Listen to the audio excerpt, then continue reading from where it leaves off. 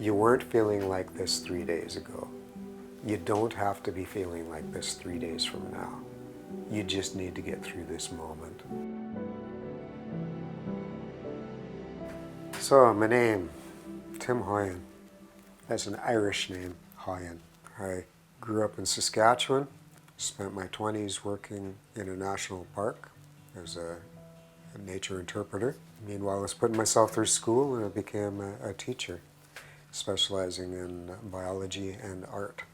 My relationship with suicide is pretty intimate. I lost my father and an older brother. I've got several cousins, friends, as the circle extends. It's been a factor in my family life all along. I grew up in a troubled family. Lots of arguing, lots of fighting. In a family of boxers, and I didn't like to box. I was in a family of scrappy people, and I didn't like to scrap. I was in a family of argumentative, stubborn, grudge-keeping people, and I didn't like to be stubborn or argumentative or grudgy. Didn't quite fit in. As it turns out, unbeknownst to me, I was a little gay kid growing up in an Irish Catholic home, which adds a whole other layer of stress to this.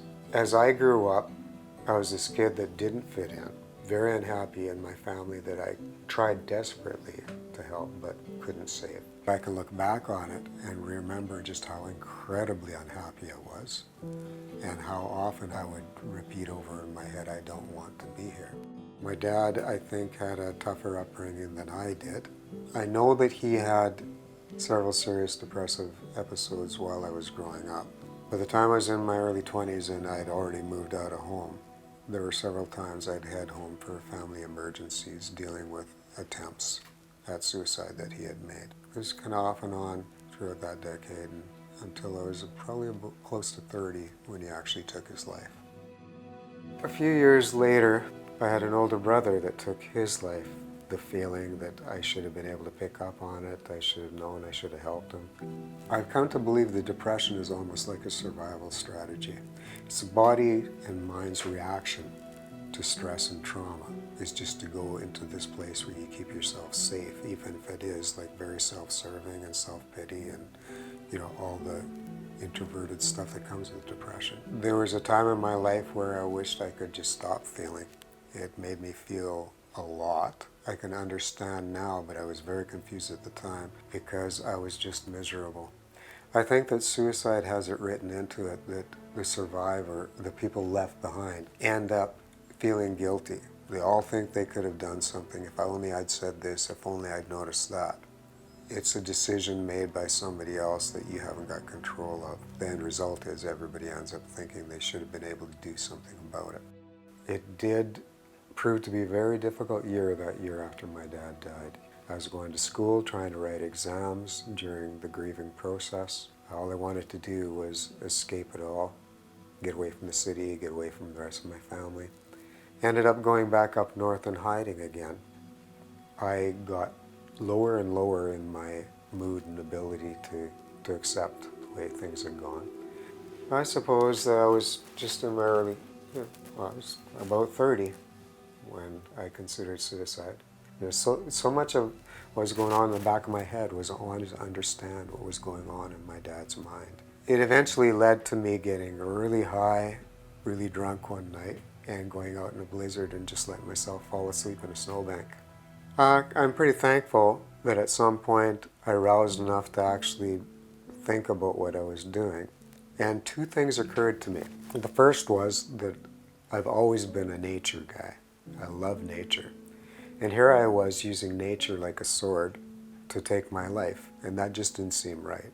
The other thing was the idea of having nieces and nephews that I love dearly and I know love me, feel even an inkling of the sorrow and confusion that I felt when my dad died. The thought of doing that to them was just, I can't do that. So it was one of those moments where you can't do it for yourself, do it for someone else you love and that loves you. It was nature and the love of my little nieces and nephews that saved my life that night.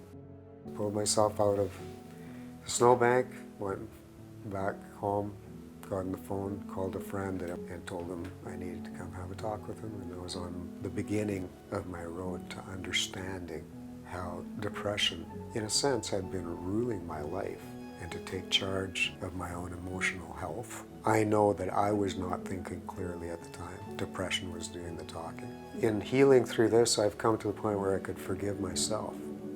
What's my life like today? I'd say it's pretty good. I would describe as being a little bit like a second childhood. It's like summer holidays all year long. I look back on my life and realize there's so many things that I've done I'm glad I had the chance to do. I like to hope I was a good teacher. I was able to run migratory bird banding station for 5 years in the International Science Project. I have always loved birds, so this was like a highlight of my life. Run volunteer groups, art groups. I've been in art shows. I continue to garden. I raise fish. I'm enjoying life. I'm glad I'm here. What worked for me was running into the right counselor and accepting some of the promises that he put forward. Find the things that work for you. This was a life-changing event for me, and I haven't had a serious episode of depression since. If there was someone out there thinking of taking their own life, I know exactly what I would say to them. In the big picture, I'd be encouraging them to go and talk to somebody about this.